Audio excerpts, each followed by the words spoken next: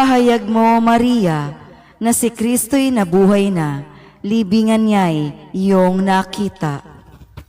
Alleluia,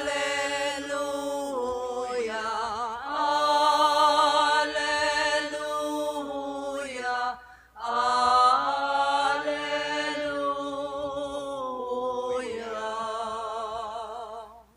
Sumainyo ang Panginoon. At sumaiyo rin. Ang mabuting balita ng Panginoon ayon kay San Juan. Papuri sa iyo, Panginoon.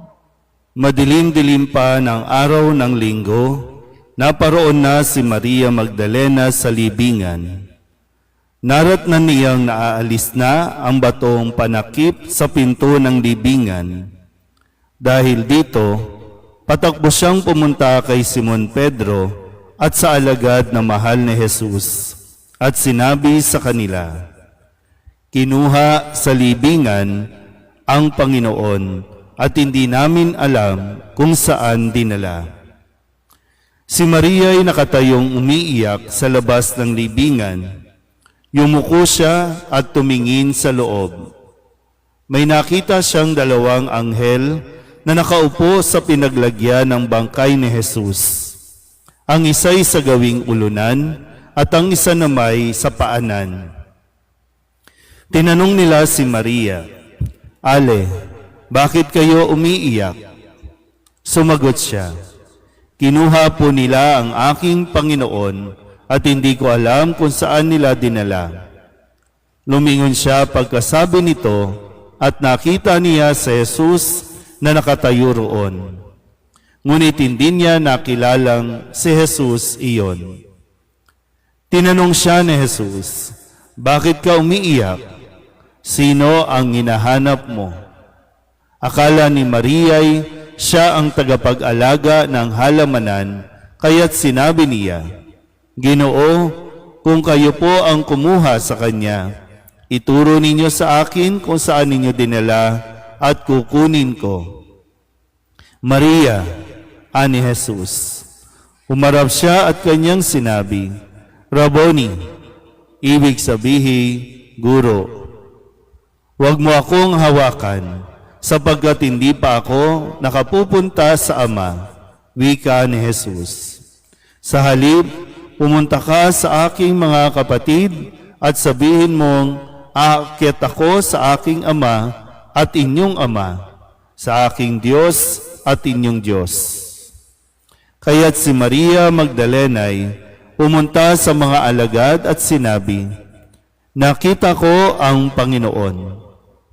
At tuloy sinabi sa kanila ang bilin ni Jesus. Ang mabuting balita ng Panginoon. Pinupuri ka namin, Panginoong Hesukristo. Isang magandang umaga po sa inyong lahat. Magandang umaga po. Bagamat marami po sa atin ang lubog sa tubig, kulang sa tulog, no? Dahil sa pag-aabang kung saang bahagi pa ng bahay may tutulo at pag lumabas ka naman, baha. No? Pero ganun pa man, tayo po ay magpapasalamat pa rin sa Panginoon sa lahat ng biyaya na Kanyang binibigay sa atin sa araw-araw, kahit na madalas ay sinasayang natin ang mga biyayang ito. Sa araw na ito ay pinagdiriwang natin ang kapistahan ni Santa Maria Magdalena. Itinuturing at tinawag ng simbahan na Apostle to the Apostles o alagad ng mga alagad.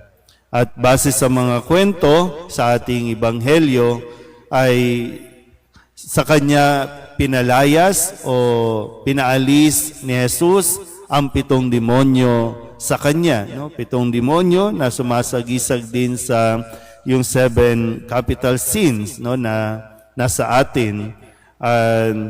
Siya ay naroroon din sa paanan ni Jesus nung siya ay nakapako pa sa krus. At ang isang matingkad, no, na maaari nating matutunan kay Maria Magdalena ay yung pananatili niya sa kanyang minamahal. unang minahal at unang naramdaman ni Maria ang pagmamahal sa kanya bago pa niya minahal si Jesus. Matagal marahil at palipat-lipat marahil ng relasyon si Maria Magdalena dahil sa kanyang paghahanap ng magmamahal sa kanya. Kung kaya't nang matagpuan siya ni Jesus at siya'y mahalin, hindi na ito umalis sa kanya kahit gaano pa man naging mahirap para sa kanya ang pagsunod kay Kristo. Kaya nga po hanggang sa libingan ay sinundan ni Maria si Jesus nang siya po ay pagkalooban din ng biyaya na makita ang pagkabuhay ni Jesus, ipinagpatuloy niya ang misyon na ibinigay sa kanya ni Jesus. Unang misyon, no? Kaya nga siya rin po ay tinuturing din na unang misyonero na siyang nagpahayag sa mga alagad na nabuhay na si Kristo. So ngayon po, pwedeng pagnilayan din natin na lalong-lalo na kung tayo po ay nahihirapan na makita yung kahalagahan natin, pakatandaan natin na kung si Maria Magdalena na itinuring ding makasalanan ay minahal ni Kristo, tayo rin ay mamahalin at patuloy na mamahalin ni Kristo. Sa Kanya lang, marahil pwedeng masabi natin na hindi pa natin ito natatagpuan kasi hinahanap pa natin sa kung kani-kanino, sa kung saan-saan ang pagmamahal na gusto lang natin maranasan na umaabot sa punto na tayo ay nagkakamali na, nagkakasala na at lalong mas naliligaw, nawa ay makita din natin na tayo po ay minamahal ni Kristo. At kung matanggap na natin ito, nakakatiyak din naman na magiging kompleto na tayo. Magiging okay na tayo.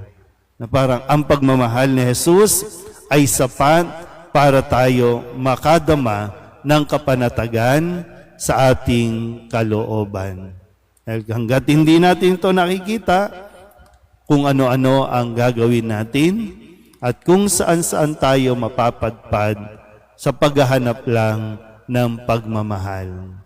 Kaya nga maging sa ating unang pagbasa sa awit ni Solomon, ito yung awit ng isang taong naghahanap ng kanyang minamahal.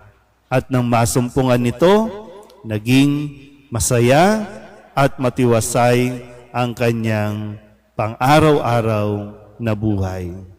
Muli, paalala sa atin, una tayong minahal ng Diyos at ang pagmamahal na ito ay sapat para ipagpatuloy natin ang mabuhay at pagpatuloy ang misyon na nakaatang sa atin. Ang pag-ibig ng Diyos ang magpapaalab sa ating buhay. Amen.